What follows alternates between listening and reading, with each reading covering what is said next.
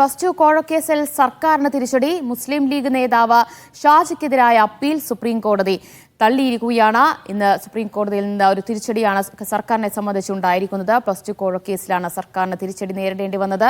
മുസ്ലിം league നേതാവ് KM ഷാജിക്കെതിരായ appeal supreme കോടതി തള്ളിയിരിക്കുന്നു എന്ന വാർത്ത വരികയാണ്. വിശദാംശങ്ങൾ ഡി ധനസ്മോദ് നൽകും. ധനസ്മോദ, അപ്പീൽ സുപ്രീം കോടതി തള്ളിയിരിക്കുന്നു, എന്താണ് വിശദാംശങ്ങൾ?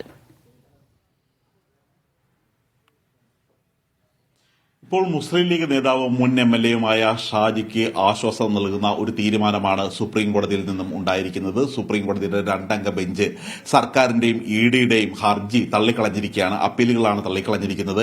ഹൈക്കോടതി വിധിക്കെതിരെയായിട്ടാണ് സംസ്ഥാന സർക്കാരും ED-യും സുപ്രീം കോടതിയിലെത്തിയത്. നേരത്തെ ഹൈക്കോടതിയിൽ നിന്നും ഷാജിക്ക് അനുകൂലമായിട്ടുള്ള ഒരു തീരുമാനമായിരുന്നു ഉണ്ടായിരുന്നത്. ഇത് റദ്ദാക്കണം, വീണ്ടും കേസെടുത്ത് അന്വേഷിക്കണം. നിലവിൽ വിജിലൻസ് കേസെടുത്തിരുന്നു. ഇതിൽ തുടരന്വേഷണം വേണം എന്നുള്ള ഒരു കാര്യം തന്നെയായിരുന്നു പ്രധാനമായും സർക്കാർ ആവശ്യപ്പെട്ടിരുന്നത്. കാരണം ഹൈക്കോടതി വിധികളിൽ ധാരാളം പിഴവുണ്ടായിരുന്നു എന്ന് ചൂണ്ടിക്കാട്ടിയാണ് സർക്കാരും ED-യും സുപ്രീം കോടതിയിലെത്തിയത്. ഇതിനാധാരമായി അവർ പറഞ്ഞിരുന്ന പ്രധാനപ്പെട്ട കേസ് 2014 അഴീക്കോട് സ്കൂളിൽ +2 ബാച്ച് അനുവദിക്കാനായി KM ഷാജി 25 ലക്ഷം രൂപ കൈപ്പറ്റി എന്നാണ് പ്രധാനമായും കേസെടുത്തിരുന്നത്. ഇതായിരുന്നു പ്രധാനപ്പെട്ട ആരോപണം. ഇതിന്റെ അടിസ്ഥാനത്തിലായിരുന്നു കേസെടുത്തിരുന്നത്. പക്ഷേ ഈ കേസിലെ ഒരു കുറ്റപത്രമാണ് നേരത്തെ ഹൈക്കോടതി തള്ളിക്കളഞ്ഞിരുന്നത്. ആ കുറ്റപത്രം റദ്ദാക്കുകയും ചെയ്തിരുന്നു. കോഴ നൽകിയ സ്കൂളിലെ അധികൃതരുടെ രഹസ്യമൊഴി പരിഗണിക്കാതെയാണ് ഇത്തരത്തിലുള്ള നടപടി ഹൈക്കോടതിയുടെ ഭാഗത്തുനിന്ന് ഉണ്ടായിരുന്നത് എന്നാണ് സുപ്രീം കോടതിയിൽ സംസ്ഥാന സർക്കാരും ED-യും ചൂണ്ടിക്കാണിച്ചത്. അതുകൊണ്ട് കൃത്യമായി കൂടുതൽ വിശദമായ അന്വേഷണം ഇക്കാര്യത്തിൽ തന്നെ നടത്തേണ്ട കാര്യമുണ്ട്. മാത്രമല്ല, കോഴപ്പണം ഉപയോഗിച്ച് KM ഷാജി ഭാര്യ ആശയുടെ പേരിൽ കോഴിക്കോട് വേങ്ങേരിയിൽ വീട് നിർമ്മിച്ചെന്നായിരുന്നു ED കണ്ടെത്തിയിരുന്നത്. അത് ED-യുടെ അന്വേഷണത്തിലാണ് ഈ ഒരു കണ്ടെത്തൽ ഉണ്ടായിരുന്നത്. ഈ വീട് ഉൾപ്പെടെ 25 ലക്ഷം രൂപയുടെ സ്വത്തുക്കൾ ED റെയ്ഡിൽ കണ്ടുകെട്ടിയിരുന്നു.